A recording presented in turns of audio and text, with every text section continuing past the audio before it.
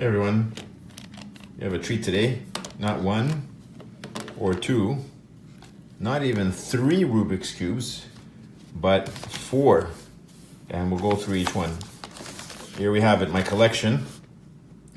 Start with 2x2, 3x3, 4x4, and finally a 5x5 which I just got. I guess a 1x1 could fit here. It's just a simple block.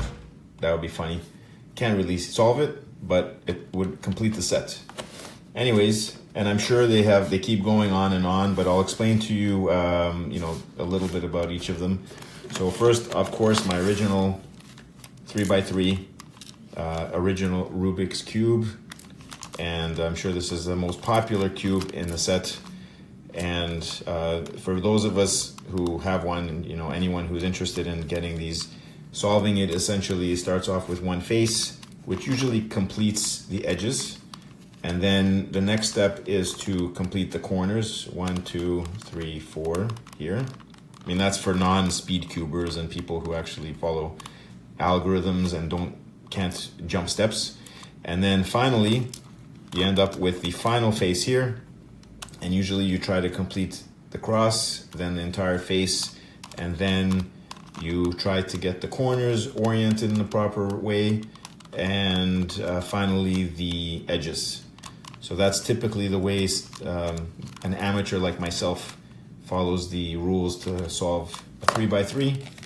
2x2 is not too difficult because you have to, just one side like this is easy to get. And then on this side, you essentially have to get this done, and then you start flipping corners around to get them in the right place. Okay? Now, when it comes to the 4x4, this is a lot more difficult, and partly because you don't know what centers the cubes are. So when it's scrambled, you have no idea what centers there are, right? With the 3x3, you know that green is going to be here relative to yellow, relative to orange, relative to, all of those.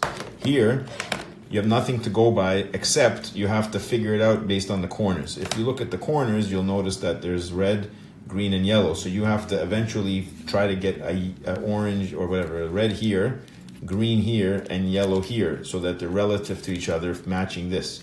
And that can be extremely difficult, right? And same here, you have to know that if you have green and red, you've got to make sure white is here. So once you figure that out, the rules are, you solve the middles. Okay, you get all these four middle ones solved, and then you have to pair these edges, right? So these two have to be the same. These two have to be, or at least next to each other, right? These two have to be next to each other. Once you do all that, you essentially turn this into a 3x3, because if you just turn it like this, you have 1, 2, 3, right? And here you have 1, 2, 3. So the rest of the cube, you essentially solve like a 3x3, which is the same algorithms like this one. The hard part though is getting the fours in the middle all done and getting the two edges paired up properly, okay? Now for those of you who don't have the instructions, you can download them online. This came with this particular cube. There's the 4x4x4 cube manual. Okay, it'll tell you exactly what you do. First, you group the four centers on all 6 faces, so that becomes your center, and it's important to get them in the right places, otherwise you're not going to be able to solve the cube. They have to be in the places according to how the corners are telling you they should be. There's no point putting a white here and a red here and green here, because you'll never be able to turn this properly so that it works. Red has to be here relative to white here, relative to green here, if this corner will be able to fit in this orientation. So that's the hardest part on the 4x4x4 initially. Then you pair the edges, and there is instruction here, just more about how to get the 4 center ones done. You pair the edges. This can be a lot of work, but it's fun. And sometimes you get what's called a parity error, or some kind of edges that don't fit properly. And then finally you treat it like a 3x3. Which is somewhere over here. They're not telling you. Those are the special situations, okay? And then it says here, methods for solving the top layer of a 3x3x3 cube, okay? At that point. Now, the fun is with this new purchase from eBay. There's Mr. Speed Cube himself. 4.74 seconds on a 3x3x3. That is fast. There's all the details. More than a professional speed cube. Now I like these ones from Key, I guess that's how it's pronounced. It's the same logo here, if I can find it. Right there, Key Cube. Colors are not exactly the same as the Rubik's. They're a little brighter, but they're very easy to turn. I mean, these things, and the face is completely colored, you see? Unlike these, which are black and have stickers on them. Even if they don't have stickers, they are black and they have these little facets embedded in them. Yeah, they're not stickers. They're actually plastic inserts. But those are the regulars.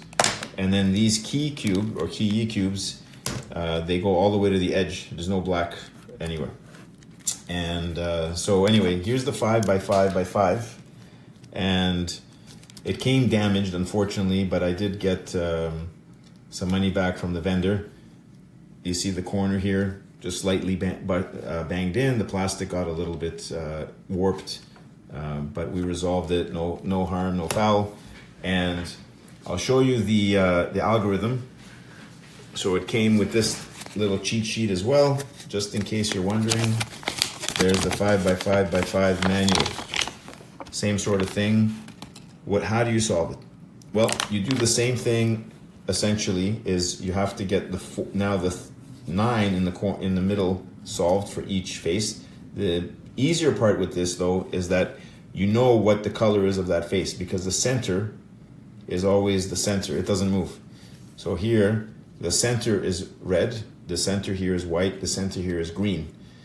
So I can just orient. I don't even need to know the corner. It doesn't matter what the corner is.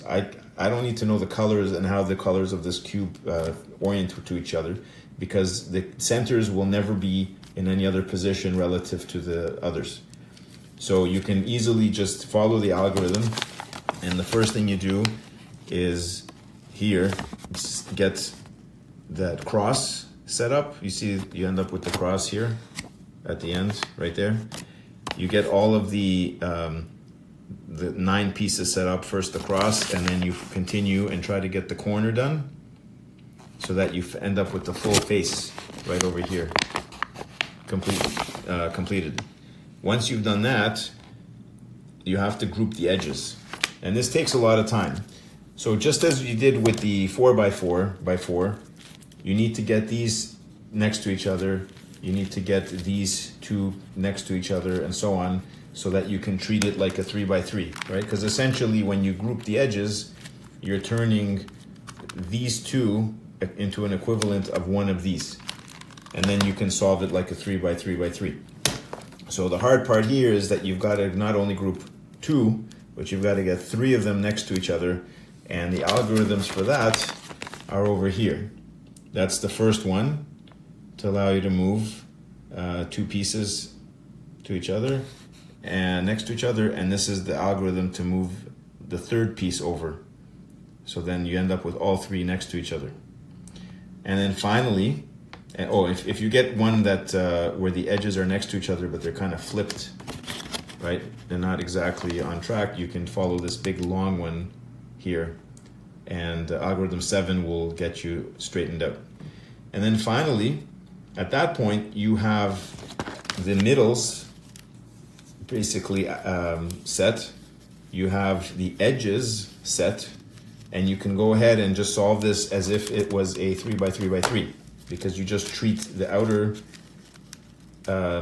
sides as a 1/3, and you treat the big middle part as a 1/3.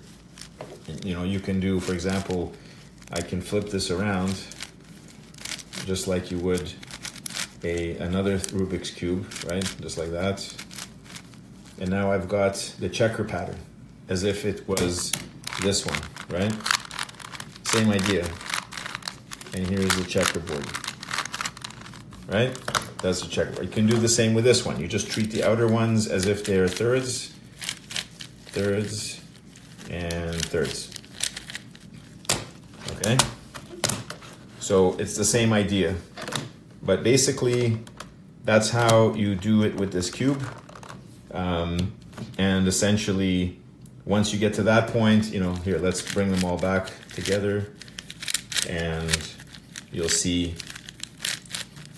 So, I mean, they're fun to use. Definitely a lot of time sometimes required to get them solved, especially if you're using algorithms, because I don't know how to solve them without it. I have to follow the algorithms. But can keep your mind busy searching for sides, and definitely a lot of fun.